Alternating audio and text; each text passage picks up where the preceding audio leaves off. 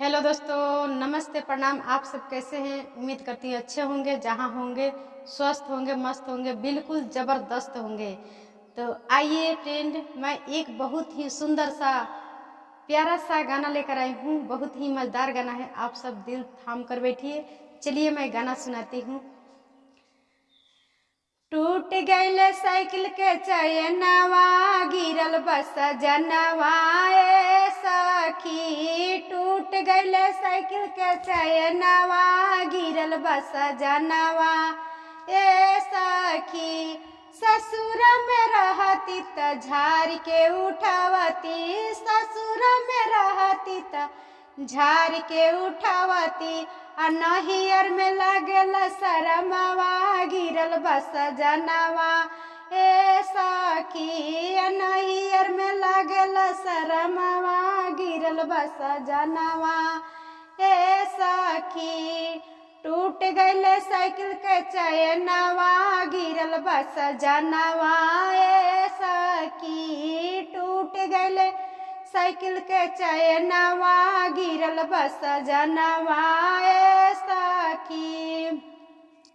ससुर में रहती त सासू से कहती, ससुर में रहती त सासू से कहती। नहियर में माई से लगल शरमवा, गिरल बस जनवा ए सखी। नहियर में माई से लगल शरमवा, गिरल बस जनवा ए सखी। टूट गईल साइकिल के चैनवा, गिरल बस जनवा ए सखी। टूट गईल साइकिल के चैनवा, गिरल बस जनवा ए सखी। ससुर में रहती त गोतिनी से कहती, ससुर में रहती त गोतिनी से कहती। नहियर में भाभी से लगल शरमवा, गिरल बस जनवा ए सखी। नहियर में भाभी से लगल शरमवा, गिरल बस जनवा ए सखी।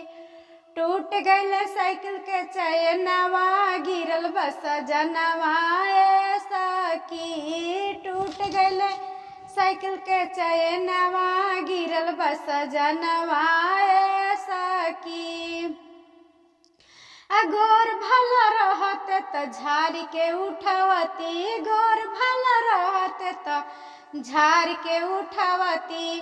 करिया पर एतना गुमान चलल ही पिझाड़ के सखी।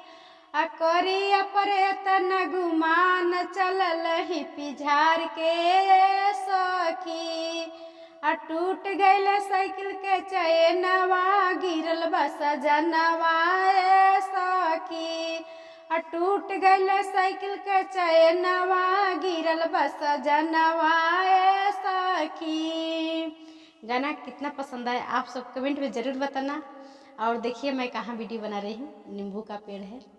तो एक गाना और सुना रही हूँ, आप सब सुनिए।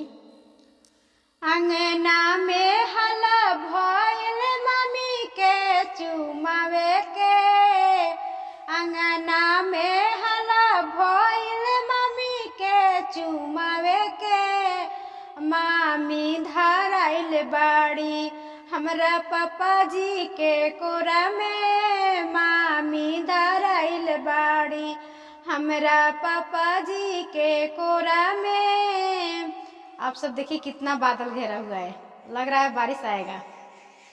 अंगना में हला भइल मम्मी के चुमावे के, अंगना में हला भइल मम्मी के चुमावे के। मामी धराइल बाड़ी हमरा चाचा जी के कोरा में, मामी धराइल बाड़ी हमरा चाचा जी के कोरा में।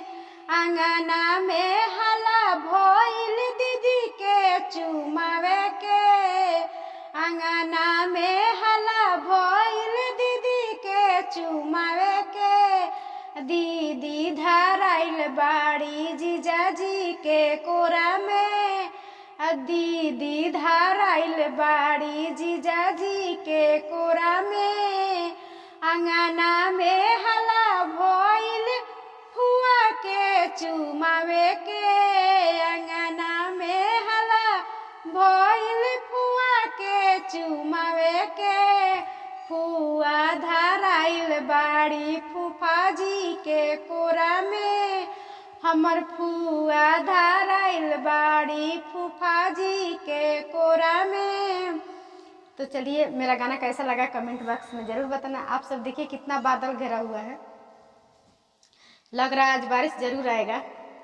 बहुत दिनों के बाद आज बारिश आ रहा है, बहुत मतलब खुशी है कि आज बारिश होने वाला है। बहुत मौसम ठंडा ठंडा हो गया है।